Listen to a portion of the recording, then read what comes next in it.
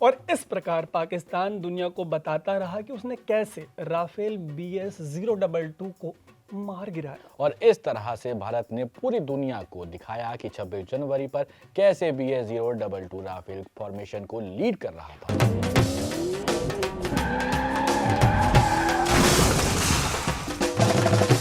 Operation सिंदूर के दौरान अफवाह फैली कि पाकिस्तानियों ने हमारा राफेल उड़ा दिया है। प्लेन का नंबर बताया गया BS-022। ये सुनकर खुश हो गया पाकिस्तानियों का मन। और अभी 26 जनवरी की परेड में इंडिया ने राफेल उड़ाए और इसी नंबर के जो प्लेन ने राफेल ने इंडियन एयरफोर्स का जो फॉर्मेशन था राफेल का उसको लीड किया। और ये देख के जो इंडियंस का मन था वो झूम उठा। वैसे मन को झुमा देने वाले एक और रिपोर्ट वायरल हो रही है। काफी ज्यादा रिपोर्ट है कि चाइनीज मिसाइल PL-15 से जुड़ी हुई है ये, और चीन ने पाकिस्तान को ये मिसाइल गिफ्ट में दी थी। गिफ्ट में ये कह के दिया गया था कि इसकी रेंज और मारक क्षमता दमदार है और इंडिया के खिलाफ ऐसा काम करेगी कि खूंखार हो जाए एकदम। बट ऑपरेशन सिंदूर के दौरान ये दिखी लाचार। चीन ने पाकिस्तान को बोला था कि भाई इस एक मिसाइल के सामने इंडिया की एयरफोर्स लेट जाएगी, बट असल में हकीकत कुछ और निकली। हुआ ये कि एक पाकिस्तानी फाइटर का इंडियन राफेल से पड़ गया पाला। पाकिस्तानी फाइटर पायलट के पास न पोजीशन थी न एनर्जी, बट उसके पास थी वो चाइनीज मिसाइल जो पाकिस्तान को झूठ बोलकर बेची गई थी। पैनिक में पाकिस्तानी फाइटर पायलट ने राफेल पे दाग दिए मिसाइल। भाई घबराहट में छोड़ी गई इस मिसाइल का शीघ्र पतन हो गया। मतलब छोड़ने के बाद तेजी से आई ये मिसाइल एक खेत में जा गिरी। And the best part is कि इतने प्यार से गिरी कि फटी भी नहीं और इसे इंडिया ने कलेक्ट भी कर लिया। फिर एक प्यारी बात ये हुई कि एविएटर अनिल चोपड़ा ने इस मिसाइल के भारत में गिरने पे एक प्यारी सी वीडियो बना दी। उनका कहना है कि मिसाइल के भारत में गिरकर फुस होने तक की कहानी बिल्कुल असली और एकदम मजेदार मसालेदार है। लेकिन इसके आगे की कहानी को सिर्फ कहानी की तरह लेने की सलाह देते हुए उन्होंने बताया कि फिर क्या हुआ। फिर यह हुआ कि मिसाइल पहुंचा दी गई DRDO के पास और DRDO ने खोलकर इसका तेल पुर्जा सब कुछ चेक किया। फिर तेल पुर्जे में ऐड किया अपना मिक्सचर और इंडिया के अस्त्र 2 के साथ बिठा दिया इसका तालमेल।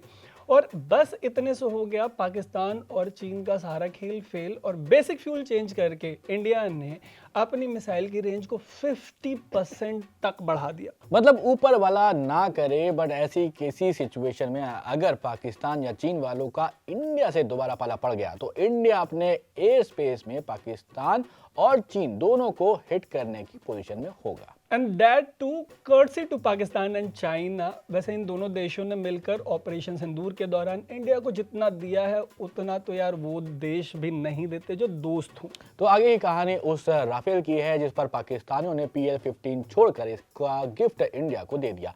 और इस पर एक अद्भुत बात पता चली कि और ये थी कि वो भाई आई 25 जनवरी को सामने स्विस थिंक टैंक की रिपोर्ट में।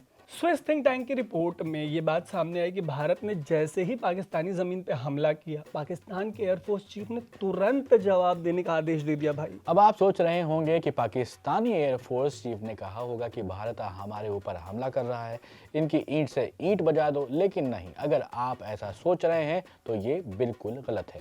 पाकिस्तानी एयरफोर्स चीफ ने कहा कि ये हमारे आतंकी ठिकानों को तबाह कर रहे हैं तो करने दो। तुम भारत पर हमला करने के बजाय इनके प्लेन्स गिराओ ताकि हम दुनिया को ये बता सके कि हमने भारत के प्लेन्स गिराए हैं। फिर जिस रात ऑपरेशन सिंदूर को अंजाम दिया गया उसकी अगली सुबह दुनिया को पता चला कि मसूद अजहर का परिवार साफ हो गया।